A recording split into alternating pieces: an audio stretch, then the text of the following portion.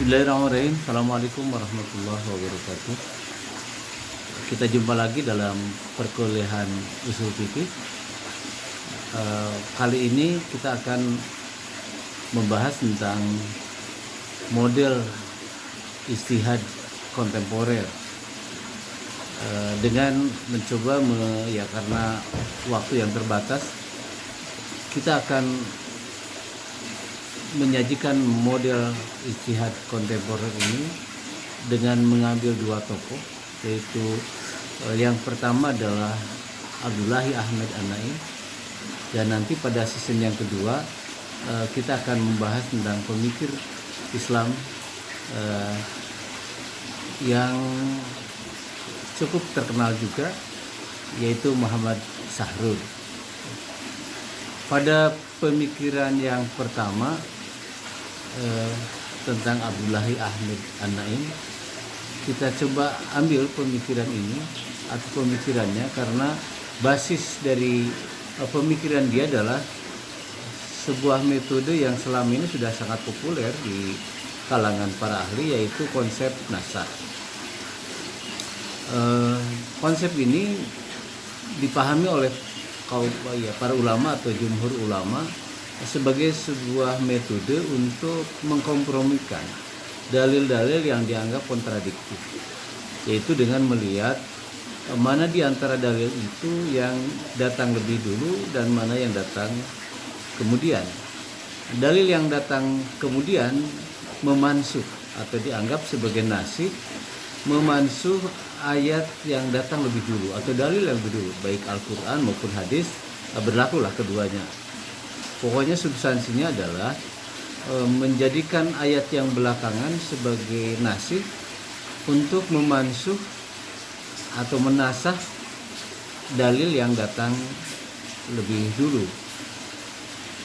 Bila yang datang lebih dulu adalah ayat-ayat makkiyah, maka yang belakangan berarti ayat madaniyah. Jadi kalau pemilahan sebagaimana di kalangan mufassirin membagi atau mengelompokkan ayat-ayat Al-Quran itu pada dua kelompok, yaitu ayat makkiyah dan ayat madaniyah, maka ayat-ayat makkiyah adalah ayat yang turun sebelum hijrah Nabi, dan ayat-ayat yang turun setelah Rasulullah hijrah ke Madinah maka dikategorikan sebagai ayat-ayat madaniyah, walaupun mungkin ayat tersebut turun di Mekah. Itulah konsensus ulama selama ini. Dan dalam paradigma nasakh, maka ayat madaniyah berarti sebagai ayat yang menasakh ayat-ayat makkiyah, karena ayat madaniyah ya datang belakangan dibandingkan dengan ayat makkiyah. Itulah konsep nasakh selama ini dipahami oleh jumhur ulama.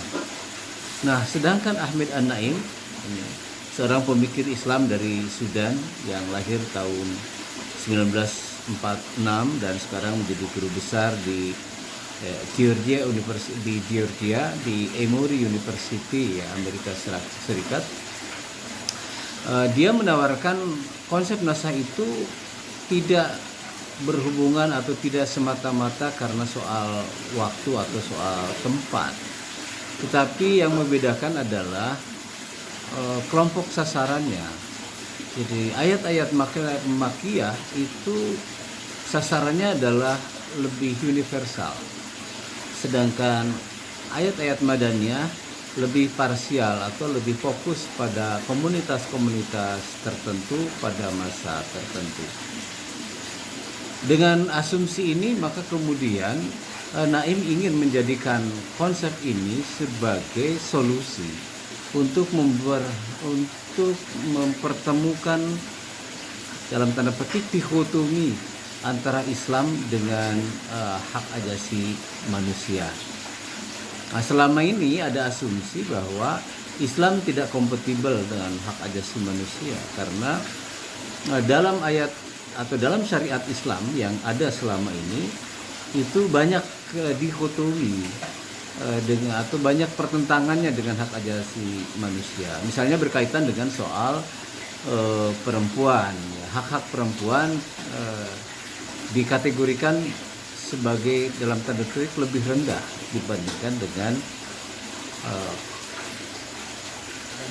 dengan laki-laki, ya tentu saja. Misalnya ya tentu dalam waris perempuan menerima separuh dari bagian laki-laki.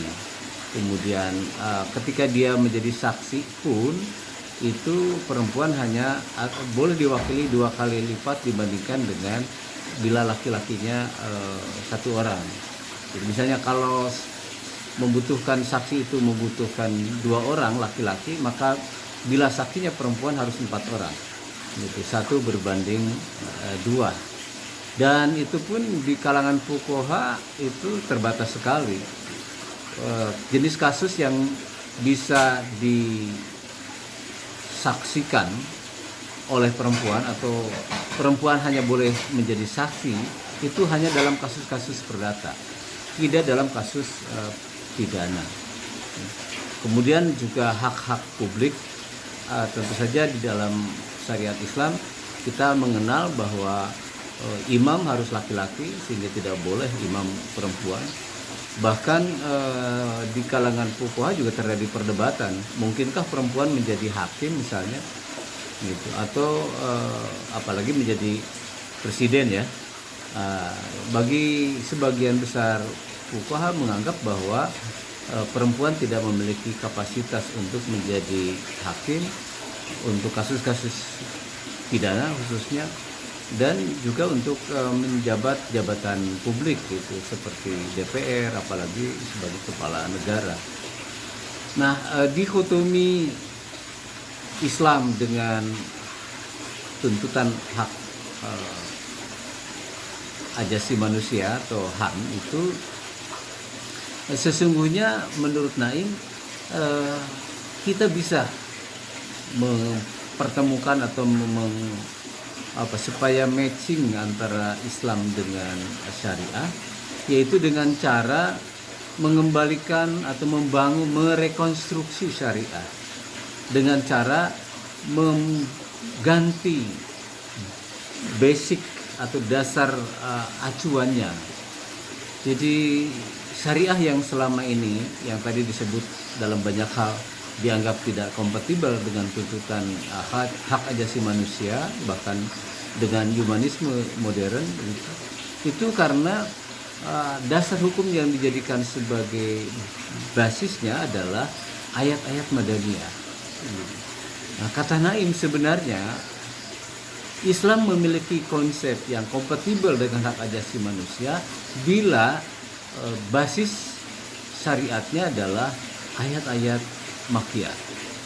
Jadi dalam perspektif An-Naim bahwa ayat-ayat Madaniyah itu adalah ayat-ayat yang dianggap diskriminatif, dianggap tidak kompatibel dengan hak asasi manusia. Gitu. Dan pada ayat Madaniyah pula memang ada kategorisasi yang dibedakan antara laki-laki dan perempuan. Ada pembedaan antara muslim dan non-muslim. Jadi di dalam ayat Madaniyah itulah ada ayat-ayat dengan seruan ya ayyuhalladzina amanu, ya ayyuhalladzina kafaru, ya ayyuhal munafiqun. Itu semua adalah fenomena Madaniyah. Demikian juga ayat-ayat yang memerintahkan untuk jihad. Jadi seluruh ayat jihad itu adalah ayat-ayat Madaniyah yang tadi disinyalir tidak kompatibel dengan humanisme modern atau dengan tuntutan hak asasi manusia. Nah, sementara ayat-ayat Makkiyah yang dianggap sebagai ayat-ayat usuliyah itu, ayat-ayat pokok, itu dianggap sangat familiar dengan hak asasi manusia. Mengapa? Misalnya ayat-ayat Makkiyah ini seruannya ya ayuhan nas, wahai orang-orang, wahai manusia gitu. Itu kafatal linnas. Itu diseru seluruh manusia tanpa harus ada embel-embel manusia itu berdasar pada embel-embel agama, misalnya iman, mukmin atau kafir begitu, laki-laki atau perempuan, seru sama. Yabna Adam, wahai Bani Adam. Nah, jadi Bani Adam itu bisa muslim, bisa non muslim, bisa laki-laki, bisa perempuan. Nah karena itu maka menurut Naim ayat-ayat Makkiyah ini ya sangat kompatibel dengan tuntutan humanisme dan khususnya penegakan hak asasi manusia, yang sekarang hak asasi manusia itu sudah menjadi agama, ya, semacam agama di dunia.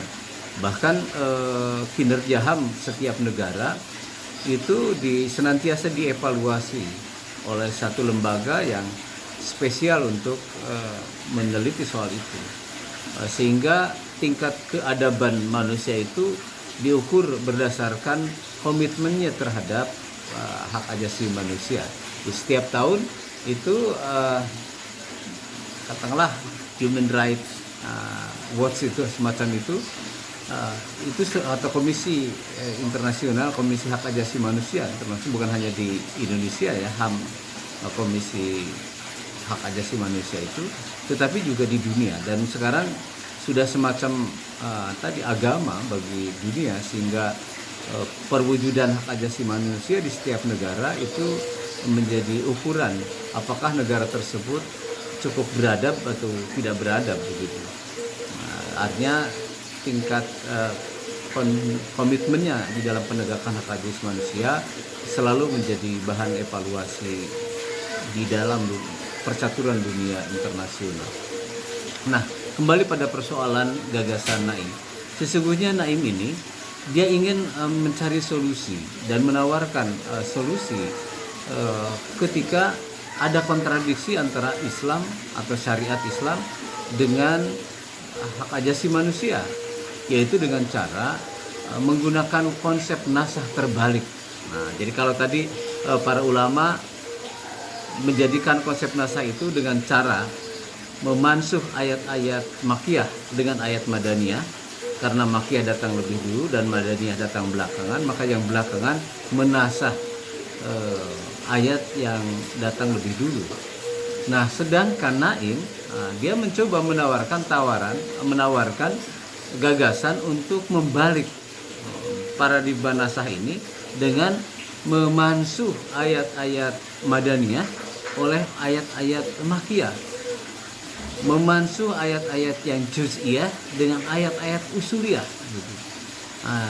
Caranya adalah dengan cara mendekonstruksi syariah yang ada, yang dibangun berdasarkan ayat-ayat Madaniyah itu, dengan mendasarkan pada ayat-ayat Makkiyah.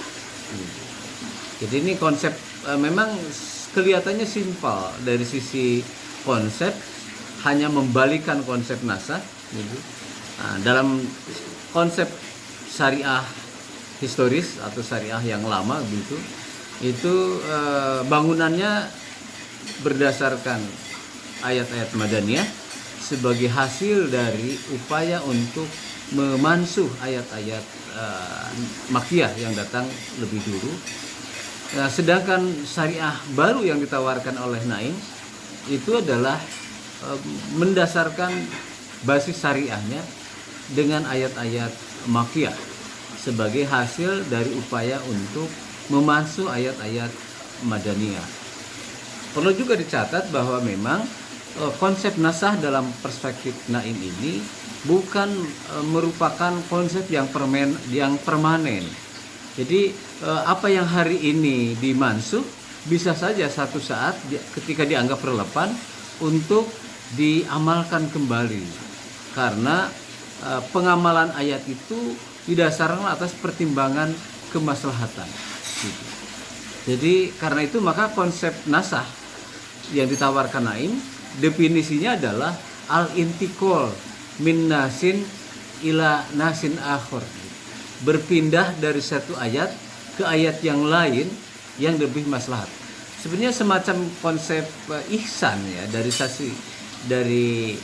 sisi yang lain itu metode ihsan. Jadi memilih satu di antara dua dalil yang dianggap lebih relevan, lebih baik gitu. Nah, ini ada dua pilihan ayat, ada ayat Makkiyah dan ayat Madaniyah. Ulama dulu menganggap maslahat atau dianggap lebih maslahat karena kondisinya cukup mendukung saat itu untuk memberlakukan ayat-ayat Madaniyah. Nah, sekarang tuntutannya berbeda gitu. Jadi dianggap akan lebih maslahat bila ayat-ayat Makkiyah yang muhmal yang diamalkan gitu, dibandingkan dengan ayat-ayat Madaniyah. Karena ayat-ayat Madaniyah itu tidak kondusif untuk memelihara ya, untuk menjaga kedamaian dunia. Ya, katakanlah misalnya di dalam ayat Madaniyah itu banyak sekali ayat yang memerintahkan kita untuk berjihad. Jihad dalam pengertian perang gitu ya. Nah, jihad dalam pengertian perang, dan mereka wajib diperangi. Haitsu wajadtumuhum, di mana saja kalian dapatkan orang-orang kafir itu perangi gitu. Wa qatilul ladzina yuqatilukum, perangilah orang-orang yang memerangi kalian. Wa akhrijukum min haitsu akhrajukum, usirlah mereka dari tempat mereka usir gitu. Nah, ya, fenomena Madaniyah memang seperti itu. Diseru umat Islam, diseru orang-orang kafir, diseru untuk masuk Islam, dan diberi pilihan masuk Islam atau perang atau bayar jizyah gitu, bayar upeti gitu ya, semacam itu, atau bayar kharaj gitu, bayar pajak gitu, pajak keselamatan lah untuk mereka. Itulah pilihan yang ditawarkan di dalam di masa atau berdasarkan basis ayat-ayat Madaniyah atau syariat Madaniyah itu. Seperti itu tawarannya terhadap non-muslim. Nah, kalau itu diterapkan sekarang, apa yang akan terjadi? Ya perang, dan perang tentu saja gitu. Nah, kemudian juga fenomena Madaniyah adalah ya soal perlakuan hamba sahaya ya. Jadi perbudakan itu diakui sampai hari ini, walaupun Islam secara bertahap memerdekakan atau banyak pilihan untuk memerdekakan hamba sahaya, tetapi larangan secara eksplisit untuk memerdekakan budak, memelihara budak itu tidak ada ayat yang eksplisit memerdekakan atau keharusan untuk tidak memperbudak orang. Bahkan masih ada ayat yang melegitimasi sebagai indikator dari orang-orang yang mukmin, yang berbahagia, qad aflahal mu'minun, itu adalah alladzina hum anil lagwi muridun illa ma malakat aimanuhum fa innahum ghairu malumin. Nah, di dalam ayat itu memberi kesan bahwa tidak boleh berlaku zina gitu kepada di luar, tentunya zina di luar muhrim dan di luar nikah ya. Auma malakat aimanuhum gitu. Nah, sebagai indikator dari orang yang umum itu dalam menjaga diri dari perilaku yang culas gitu, perilaku yang menyimpang. Nah, kecuali terhadap auma malakat aimanuhum, kecuali pada hamba sahaya. Karena itu maka beberapa bulan yang lalu atau di awal tahun yang lalu itu ada disertasi di Jogja gitu, disertasi doktor yang mengangkat pemikiran Sahrur dengan ujungnya itu semacam melegitimasi perbudakan gitu, dengan menggunakan konsep auma malakat aimanuhum itu. Nah, karena memang secara eksplisit tidak ada larangan untuk memperbudak.